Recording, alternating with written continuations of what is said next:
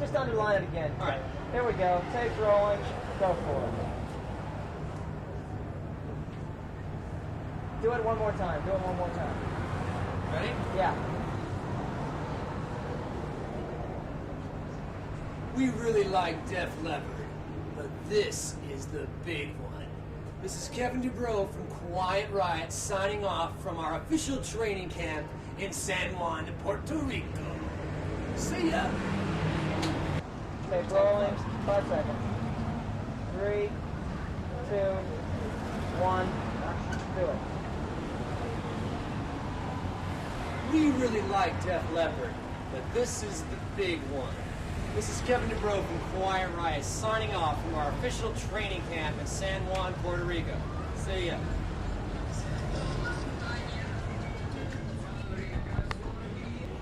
Five seconds. 2, 1. Action. Now we really like Def Leppard, but this is the big one.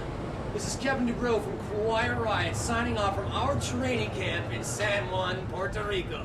See ya!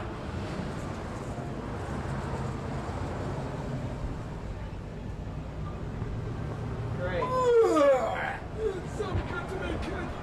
No problems. Okay, Kev. Okay.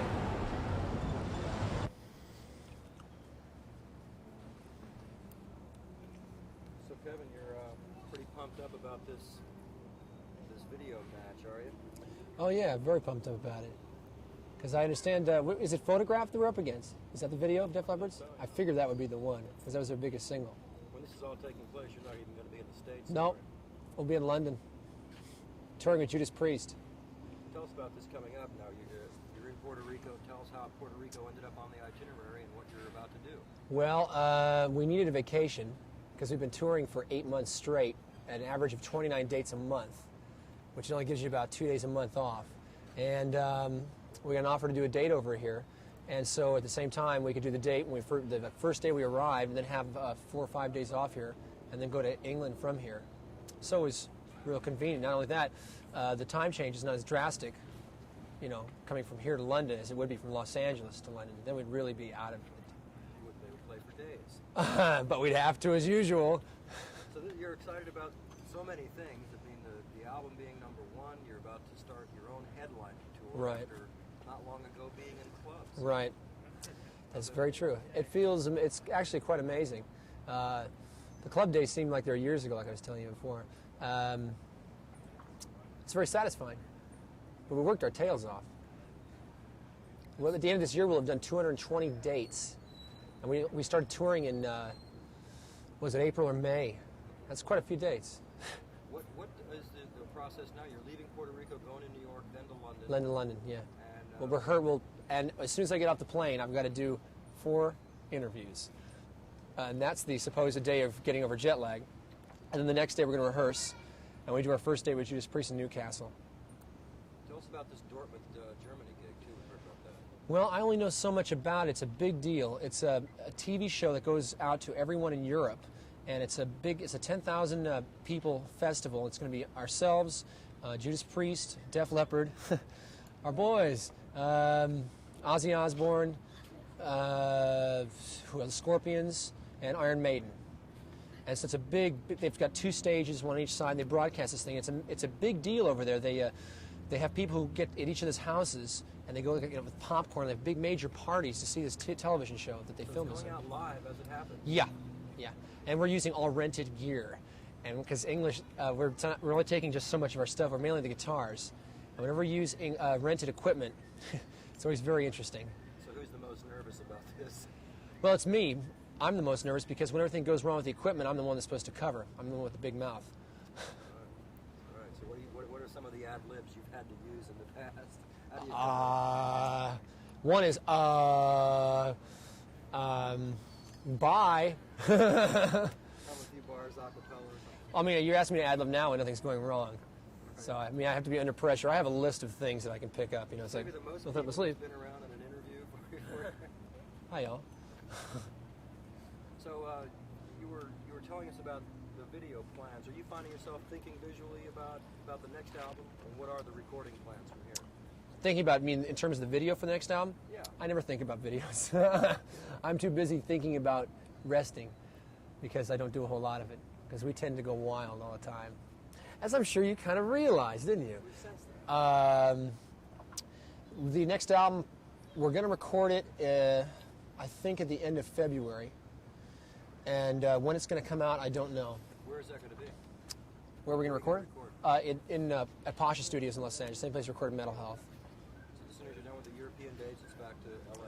Yeah, for 3 days for Christmas, and then we're going to start headlining, starting Huntsville, Alabama. And probably when we're on stage in Huntsville, the first day of the tour is when jet lag will really hit us.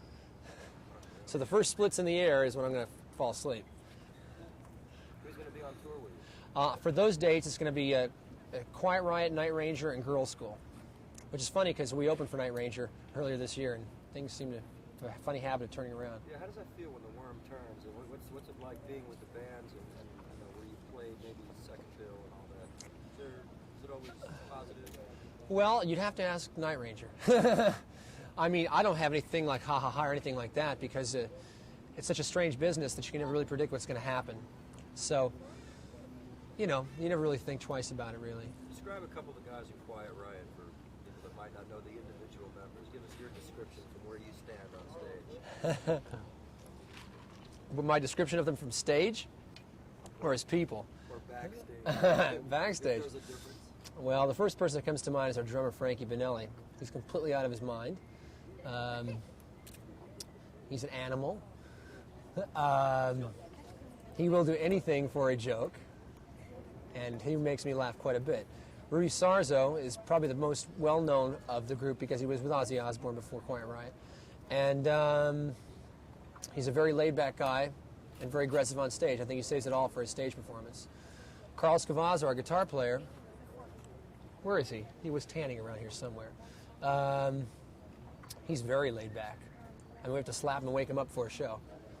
He wasn't at the training session I noticed today either. He was No, he didn't know about it. See, nobody told him. I haven't really seen him since we've been here. sort of lays low.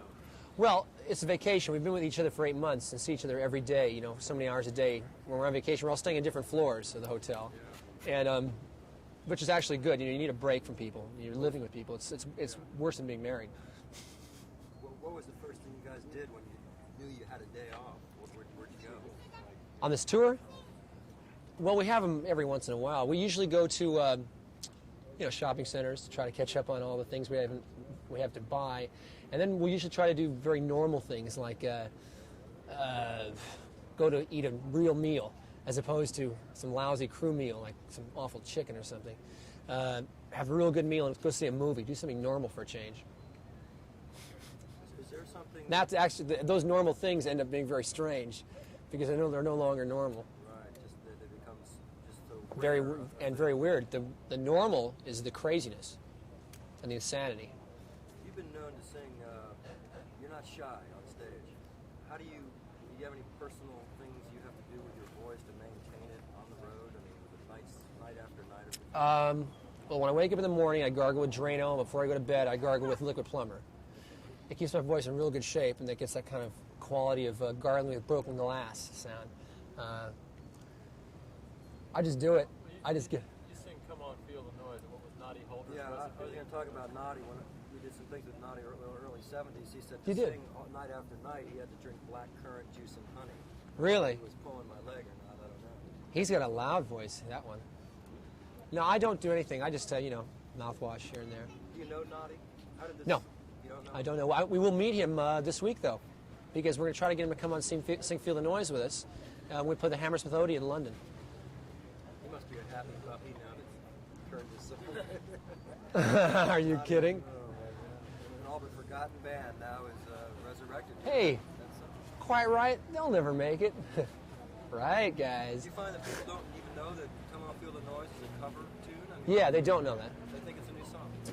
Well, it kind of is. We made it a new song. I mean, in a sense, we didn't. Have you ever heard their version of it? Yeah. So did I, 2 weeks ago.